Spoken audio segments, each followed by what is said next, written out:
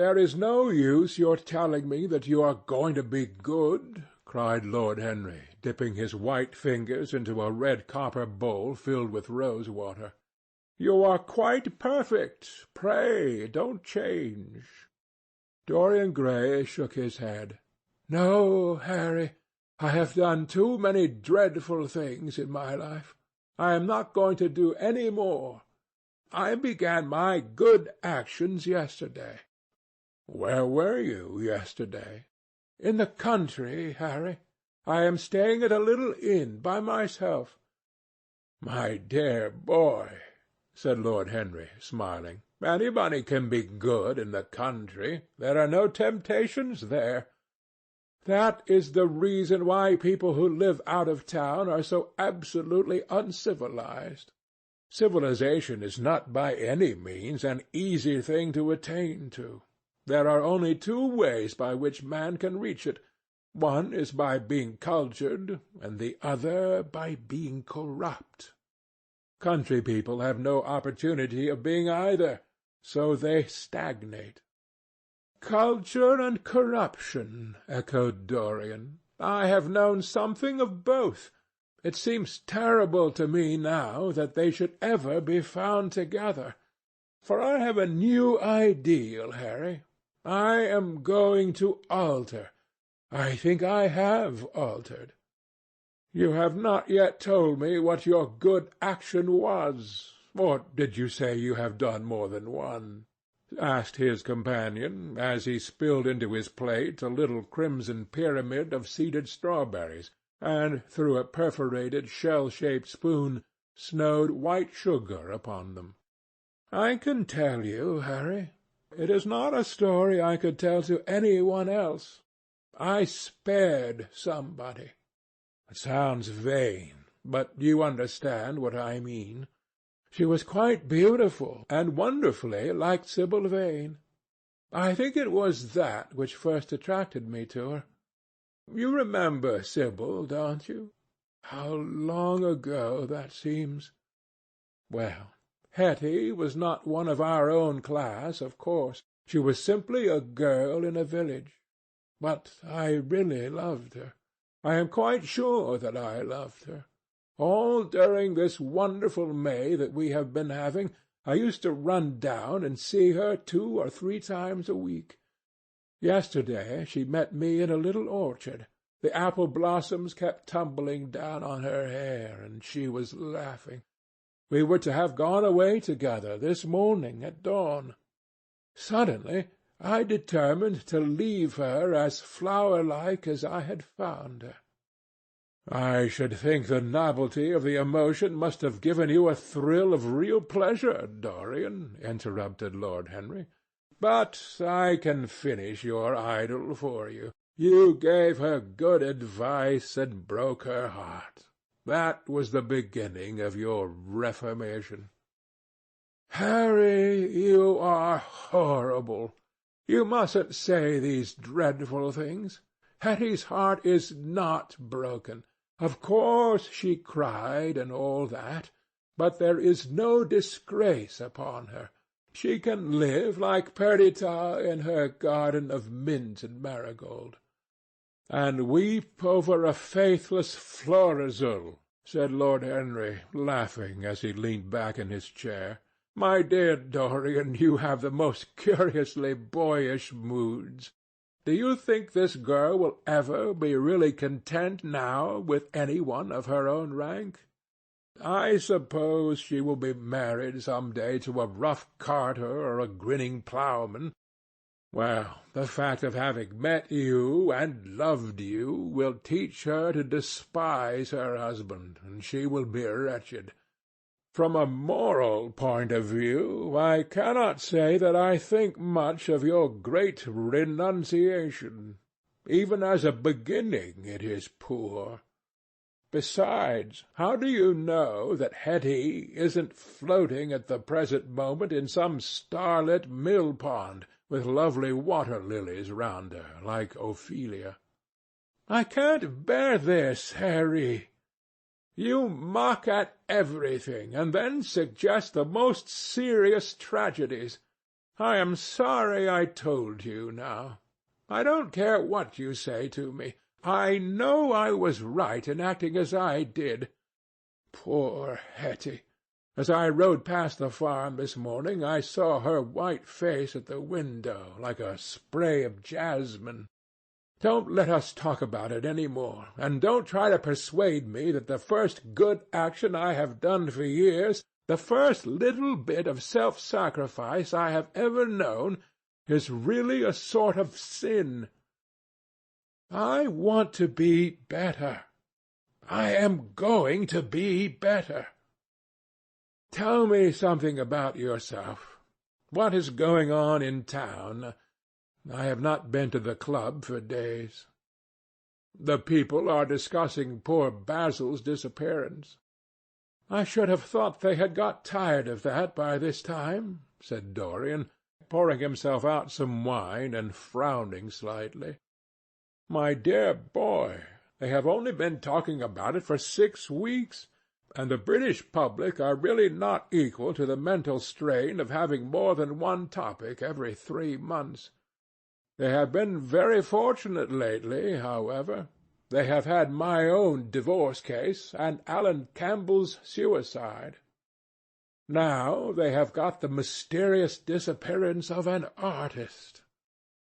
Scotland Yard still insists that the man in the grey ulster who left for Paris by the midnight train on the 9th of November was poor Basil, and the French police declare that Basil never arrived in Paris at all.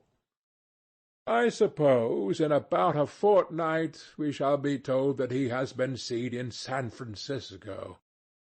It is an odd thing, but every one who disappears is said to be seen in San Francisco. It must be a delightful city, and possess all the attractions of the next world. What do you think has happened to Basil? Said Dorian, holding up his Burgundy against the light, and wondering how it was that he could discuss the matter so calmly. I have not the slightest idea. If Basil chooses to hide himself, it is no business of mine. If he is dead, I don't want to think about him. Death is the only thing that ever terrifies me. I hate it. Why? Said the young man wearily. Because, said Lord Henry, passing beneath his nostrils the gilt trellis of an open vinaigrette box, one can survive everything nowadays except that. Death and vulgarity are the only 2 facts in the 19th century that one cannot explain away.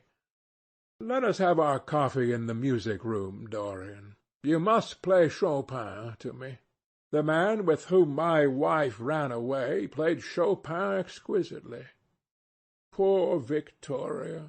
I was very fond of her. The house is rather lonely without her. Of course, married life is merely a habit, a bad habit. But then one regrets the loss even of one's worst habits. Perhaps one regrets them the most. They are such an essential part of one's personality. Dorian said nothing, but rose from the table, and, passing into the next room, sat down at the piano and let his fingers stray across the white and black ivory of the keys. After the coffee had been brought in, he stopped, and, looking over at Lord Henry, said, "Harry, did it ever occur to you that Basil was murdered?" Lord Henry yawned. "Basil was very popular, and always wore a Waterbury watch. Why should he have been murdered? He was not clever enough to have enemies. Of course, he had a wonderful genius for painting, but a man can paint like Velasquez and yet be as dull as possible. Basil was really rather dull. He only interested me once, and that was when he told me, years ago, that he had a wild adoration for you, and that you were the dominant motive of his art. I was very fond of Basil," said Dorian, with a note of sadness in his voice. "But don't people say that he was murdered? "Oh, some of the papers do. It does not seem to me to be at all probable. I know there are dreadful places in Paris, but Basil was not the sort of man to have gone to them. He had no curiosity. It was his chief defect. What would you say, Harry, if I told you that I had murdered Basil?" said the younger man. He watched him intently after he had spoken. "I would say, my dear fellow, that you are posing for a character that doesn't suit you.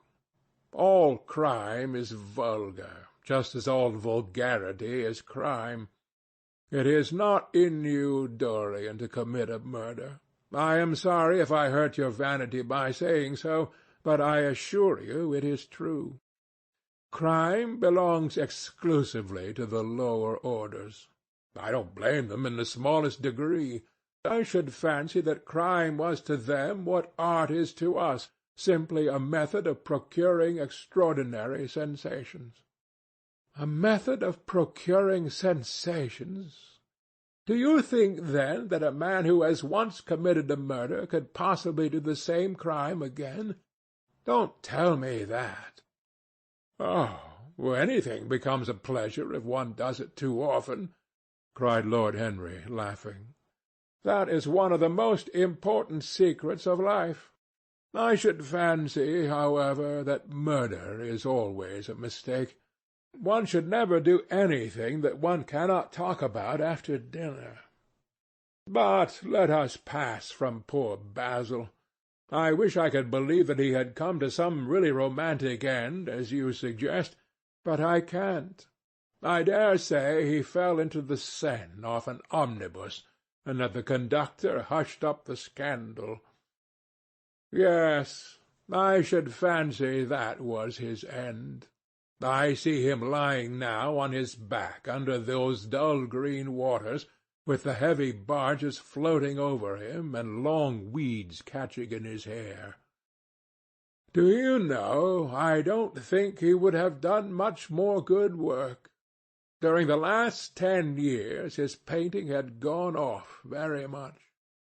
Dorian heaved a sigh, and Lord Henry strolled across the room and began to stroke the head of a curious Java parrot, a large grey-plumaged bird with pink crest and tail that was balancing itself upon a bamboo perch. As his pointed fingers touched it, he dropped the white scarf of crinkled lids over black glass-like eyes and began to sway backwards and forwards. "Yes," he continued, turning round and taking his handkerchief out of his pocket, "his painting had quite gone off. It seemed to me to have lost something. It had lost an ideal.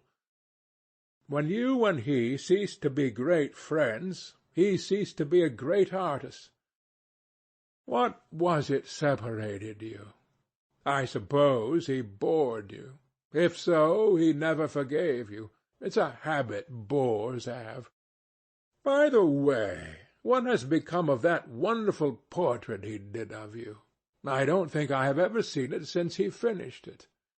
Oh, I remember your telling me, years ago, that you had sent it down to Selby, and that it had got mislaid or stolen on the way. You never got it back? Oh, what a pity! It was really a masterpiece. I remember I wanted to buy it. I wish I had now. It belonged to Basil's best period. Since then, his work was that curious mixture of bad painting and good intentions that always entitles a man to be called a representative British artist. Did you advertise for it? You should. I forget, said Dorian. I suppose I did, but I never really liked it. I am sorry I sat for it. The memory of the thing is hateful to me. Why do you talk of it? It used to remind me of those curious lines in some play. Hamlet, I think. How do they run? Like the painting of a sorrow, a face without a heart. Yes, that is what it was like. Lord Henry laughed. If a man treats life artistically, his brain is his heart, he answered, sinking into an armchair. Dorian Gray shook his head and struck some soft chords on the piano. Like the painting of a sorrow, he repeated, a face without a heart. The elder man lay back and looked at him with half-closed eyes. By the way, Dorian, he said after a pause, what does it profit a man if he gain the whole world and lose, how does the quotation run, his own soul? The music jarred, and Dorian Gray started and stared at his friend. Why do you ask me that, Harry? My dear fellow, said Lord Henry, elevating his eyebrows in surprise. I asked you because I thought you might be able to give me an answer. That is all. I was going through the park last Sunday, and close by the Marble Arch there stood a little crowd of shabby-looking people listening to some vulgar street preacher. As I passed by, I heard the man yelling out that question to his audience. It struck me as being rather dramatic. London is very rich in curious effects of that kind. A wet Sunday, an uncouth Christian in a mackintosh, a ring of sickly white faces under a broken roof of dripping umbrellas, and a wonderful phrase flung into the air by shrill hysterical lips. It was really very good in its way, quite a suggestion. I thought of telling the prophet that art had a soul, but that man had not. I was afraid, however, he would not have understood me. Don't, Harry. The soul is a terrible reality. It can be bought and sold and bartered away. It can be poisoned or made perfect. There is a soul in each one of us. I know it. Do you feel quite sure of that, Dorian? Quite sure. Ah, then it must be an illusion. The things one feels absolutely certain about are never true. That is the fatality of faith and the lesson of romance. How grave you are! Don't be so serious. What have you or I to do with the superstitions of our age? No, we have given up our belief in the soul. Play me something. Play me a nocturne, Dorian. And as you play, tell me in a low voice how you have kept your youth. You must have some secret. I am only 10 years older than you are, and I am wrinkled and worn and yellow. You are really wonderful, Dorian. You have never looked more charming than you do tonight. You remind me of the day I saw you first. You were rather cheeky, very shy, and absolutely extraordinary. You have changed, of course, but not in appearance. I wish you would tell me your secret. To get back my youth I would do anything in the world, except take exercise, get up early, or be respectable. Youth! There is nothing like it. It's absurd to talk of the ignorance of youth. The only people to whose opinions I listen now with any respect are people much younger than myself. They seem in front of me. Life has revealed to them her latest wonder. As for the aged, I always contradict the aged. I do it on principle. If you ask them their opinion on something that happened yesterday, they solemnly give you the opinions current in 1820, when people wore high stocks, believed in everything, and knew absolutely nothing. How lovely that thing you are playing is! I wonder, did Chopin write it in Majorca, with the sea weeping round the villa and the salt spray dashing against the panes? It is marvellously romantic. What a blessing it is that there is one art left to us that is not imitative.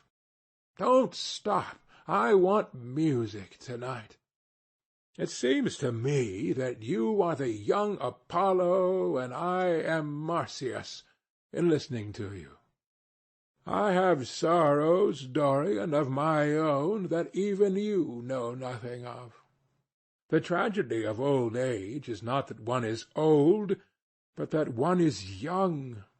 I am amazed sometimes at my own sincerity. Ah, Dorian, how happy you are! What an exquisite life you have had! You have drunk deeply of everything. You have crushed the grapes against your palate. Nothing has been hidden from you. And it has all been to you no more than the sound of music. It has not marred you. You are still the same. I am not the same, Harry.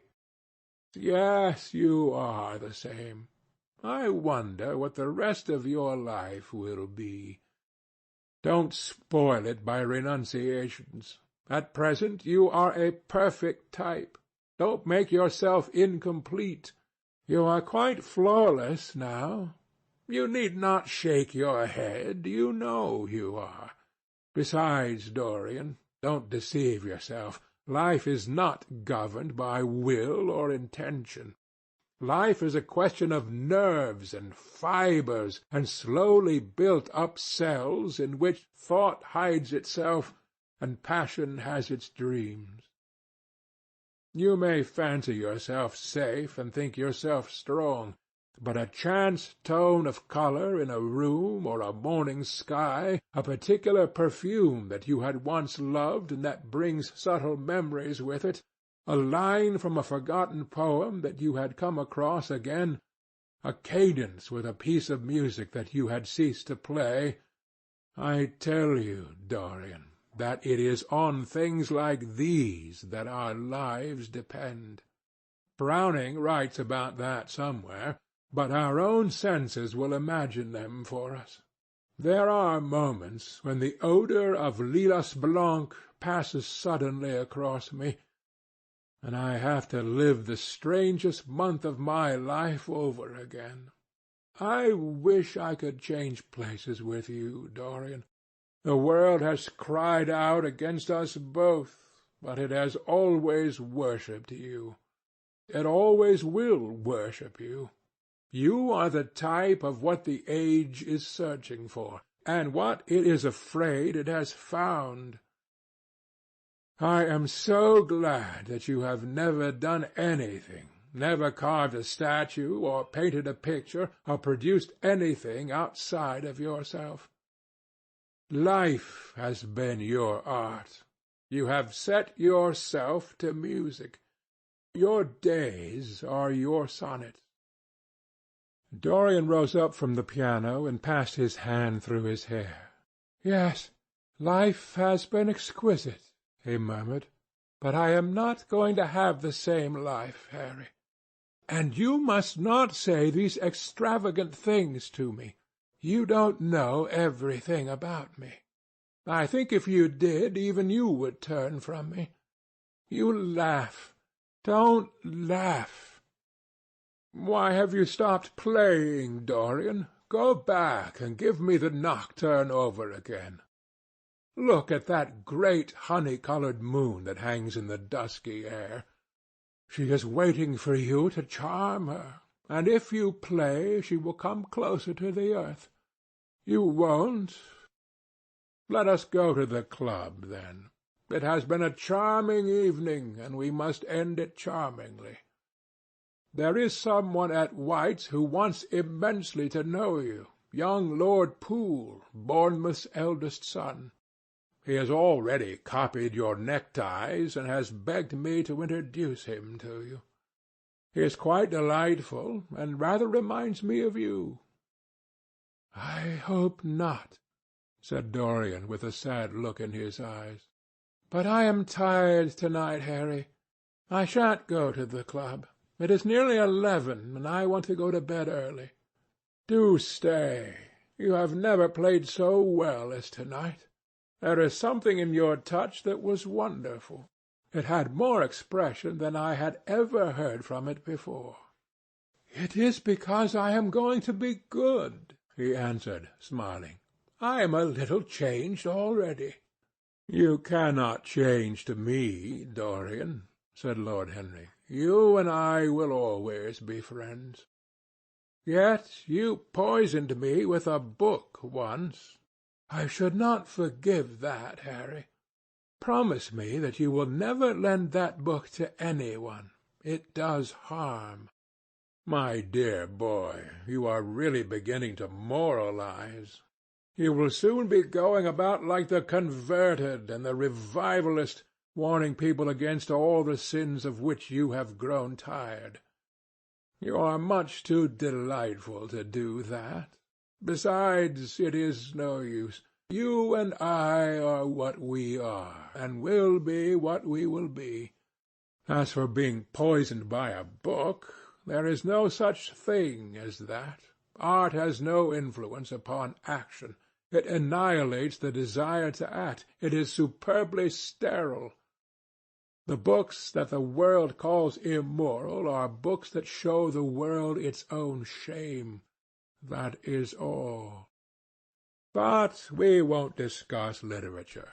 Come round to-morrow. I am going to ride at 11. We might go together, and I will take you to lunch afterwards with Lady Branksome.